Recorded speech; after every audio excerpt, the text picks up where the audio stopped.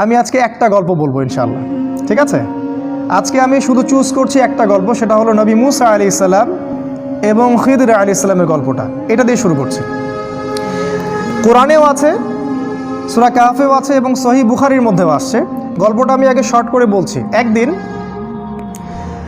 নবী মুসা আলাইহিস সালাম, যিনি বনু ইসরাইলের নবী, আপনারা জানেন তিনি অনেক সম্ভ্রান্ত নবী, বনু ইসরাইলের নবী। তিনি বনু ইসরাইলের সামনে ভাষণ দিচ্ছিলেন, খুতবা শুনে জনগণের মধ্যে একজন বললেন যে বাহ, আপনি তো খুব চমৎকার খুতবা দিলেন, মনে হচ্ছে আপনি পৃথিবীর সবচেয়ে জ্ঞানী মানুষ। মুসা আলাইহিস সালাম বললেন, হ্যাঁ আমি পৃথিবীর সবচেয়ে জ্ঞানী মানুষ। কি বললেন? হ্যাঁ আমি পৃথিবীর সবচেয়ে জ্ঞানী মানুষ। তিনি বলতে ভুলে গেলেন যে আল্লাহ সবচেয়ে ভালো জানেন কে পৃথিবীর সবচেয়ে জ্ঞানী মানুষ। সূরা কাহফ নাজিলের একটা ঘটনা আছে, আপনাদেরকে বলিনি। সেটা হলো, কিছু মানুষ এসেছিল রাসূলের কাছে, আমাদের নবীর কাছে, এসে বলেছিল, তুমি যদি সত্য নবী হয়ে থাকো তাহলে বলো দেখি যুলকারনাইন বাদশার কি হয়েছিল। হে মুহাম্মদ, তুমি যদি সত্য নবী হয়ে থাকো তাহলে বলো দেখি আসহাবুল কাহাফের কি হয়েছিল। হে মুহাম্মদ, তুমি সত্য নবী হয়ে থাকলে বলো দেখি রূহ কাকে বলে। 3টা প্রশ্ন করেছিল। যুলকারনাইন বাদশার কি হয়েছিল, আসহাবুল কাহাফের কি হয়েছিল, আর রূহ আত্মা কাকে বলে।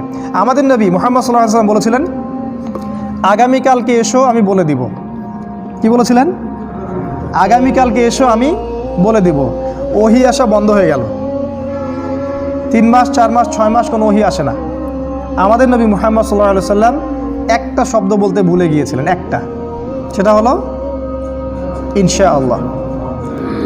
এরপরে এই সূরার প্রথম যে আয়াতটা নাজিল হয়, ওয়ালা তাকুলান্না লিশাইইন, হে নবী 23 এবং 24 নম্বর আয়াত, কখনো বলবেন না, কখনো কোনো কিছু বলবেন না, ইন্নী ফাইলুন যালিকা গাদান, আমি আগামীকাল কিছু করব, ইল্লা ইনশাআল্লাহ, ইনশাআল্লাহ বলা ব্যতীত।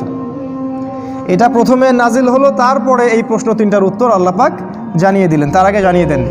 ঠিক একইভাবে মুসা আলাইহিস সালাম একটা ভুল করে বসলেন। তিনি বললেন, আমি পৃথিবীর সবচেয়ে জ্ঞানী মানুষ। আল্লাহ রাব্বুল আলামিন নবীদের ছোট ছোট ভুল ধরে ফেলেন, আল্লাহ পাক ধরে ফেলে বললেন, না মুসা, তুমি পৃথিবীর সবচেয়ে জ্ঞানী মানুষ নও, তুমি পৃথিবীর সবচেয়ে জ্ঞানী মানুষ নও। আমার একজন বান্দা আছে যাকে তুমি পাবে 2 সাগরের মিলনস্থলে, আমার সেই বান্দা তোমার চেয়ে অনেক বেশি জ্ঞানী। মুসা আলাইহিস সালাম এটা শোনা মাত্রই ওই বান্দার সাথে দেখা করার জন্য উদ্গ্রীব হয়ে উঠলেন। তিনি আল্লাহকে বললেন, আমি তার সাথে দেখা করতে চাই।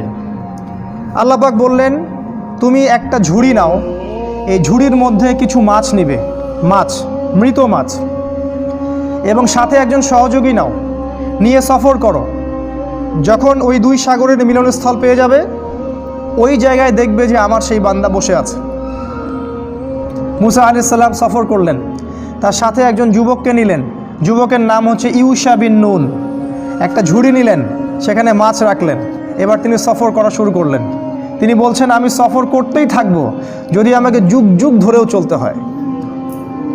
সফর করতে শুরু করলেন। একটা পর্যায়ে সফর করতে করতে করতে করতে 2 সাগরের মিলনস্থল তিনি পেয়ে গেলেন। সেখানে তারা রেস্ট করলেন, বিশ্রাম নিলেন। এই বিশ্রাম নেওয়ার সময় এই যে মৃত মাছগুলো ছিল জীবিত হয়ে সমুদ্রে বা নদীতে চলে গেল। কিন্তু ইউশা বিন নুন এই ঘটনাটা দেখলেন, দেখে মুসা আলাইহিস সালামকে বলতে ভুলে গেলেন। শয়তান আমাদেরকে অনেক সময় আল্লাহর পথ থেকে ভুলিয়ে দেয়, ভুলে গেলেন। এরপরে মুসা আলাইহিস সালাম আবার উঠলেন রেস্ট নিয়ে এবং চলা শুরু করলেন আবারও সামনের দিকে। এবার চলতে চলতে উনি খুব ক্লান্ত হয়ে পড়লেন। এতক্ষণ পর্যন্ত কিন্তু তিনি ক্লান্ত বোধ করছিলেন না।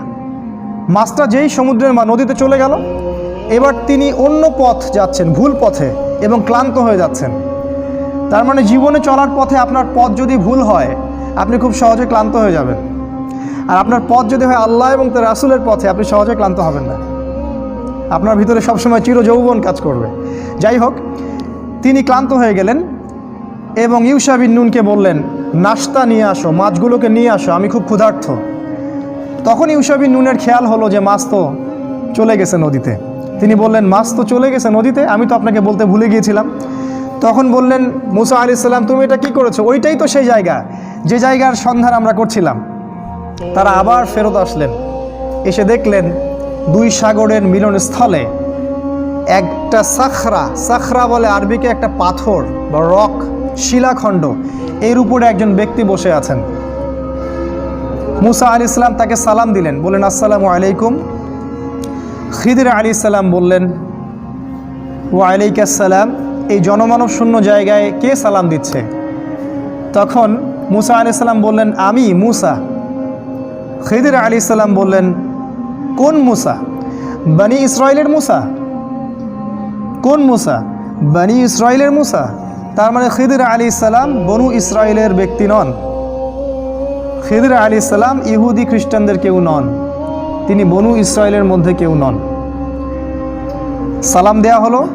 মুসা আলাইহিস সালাম বললেন আমি কি আপনার সাথে এই শর্তে থাকতে পারি যে আল্লাহ পাক আপনাকে যে জ্ঞান শিক্ষা দিয়েছেন সেখান থেকে আপনি আমাকে কিছু শেখাবেন? ওস্তাদের সোহবত। এবার খিদির আলাইহিস সালাম বললেন, অ্যান্সারটার দিকে খেয়াল করেন, খিদির আলাইহিস সালাম বললেন ইন্নাকা লান তাসতাতিআ মাইয়া সাবরা। মুসা তুমি আমার সাথে ধৈর্য ধরতে পারবে না। কি বললেন? মুসা তুমি আমার সাথে ধৈর্য ধরতে পারবে না। কারণ খিদির আলাইহিস সালাম শেষ পর্যন্ত জানেন যে কি হবে। গল্পের শেষে আমরা তাই দেখব, মুসা আলাইহিস সালাম ধৈর্য ধরতে পারেননি, কিন্তু মুসা আলাইহিস সালাম বললেন ইনশাআল্লাহ আমি ধৈর্য ধরব, আমাকে আপনি সাথে নেন, ইনশাআল্লাহ আমি ধৈর্য ধরব। খিদির আলাইহিস সালাম ইনশাআল্লাহকে সম্মান করলেন এবং মুসা আলাইহিস সালামকে সাথে নিলেন, কিন্তু বললেন তুমি আমার সাথে সফর করো, কিন্তু আমাকে কোনো প্রশ্ন করতে পারবে না, একটা প্রশ্ন করা যাবে না, আমি কি করব না করব কোনো বিষয়ে কোনো প্রশ্ন করা যাবে না। মুসা আলাইহিস সালাম বললেন ঠিক আছে। এবার তারা চলতে শুরু করলেন। এবার ঘটনা শুরু। চলতে চলতে চলতে চলতে একটা নদী আসে। এবার তারা নদী পার হবেন, কিন্তু কোনো টাকা পয়সা সাথে নাই। খিদির আলাইহিস সালামকে ওই মাঝিরা চিনত। সেই মাঝিরা তাকে বলল আপনি নৌকায় ওঠেন, টাকা পয়সা লাগবে না। খিদির আলাইহিস সালাম মুসা আলাইহিস সালামকে নিয়ে নৌকায় উঠলেন। এবার নৌকা চলতে শুরু করলো। নৌকার পাতা টানের উপর একটা পাখি এসে বসলো। এই পাখিটা ওই নদী থেকে একটু পানি খেয়ে চলে গেল। এই দৃশ্যটা দেখে খিদির আলাইহিস সালাম বললেন হে মুসা, এই যে পাখিটা যতটুকু পানি এই নদী থেকে খেয়ে চলে গেল, ওই অতটুকু পানি হচ্ছে তোমার আর আমার জ্ঞান। আর এই যে নদীর যত পানি দেখছো এগুলো হচ্ছে আল্লাহর জ্ঞান। আল্লাহর জ্ঞানের তুলনায় মানুষের জ্ঞান এতটুকু সামান্য, যতটুকু ওই যে পাখিটা যতটুকু পানি খেয়ে গেছে অতটুকু। যাই হোক, নৌকা চলতে থাকলো। এক পর্যায়ে একটা ঘটনা ঘটলো যে খিদির আলাইহিস সালাম একটা কুড়াল নিলেন। কুড়াল নিয়ে নৌকার যে পাতা টান নিচে একটা ফুটা করে দিলেন। এবার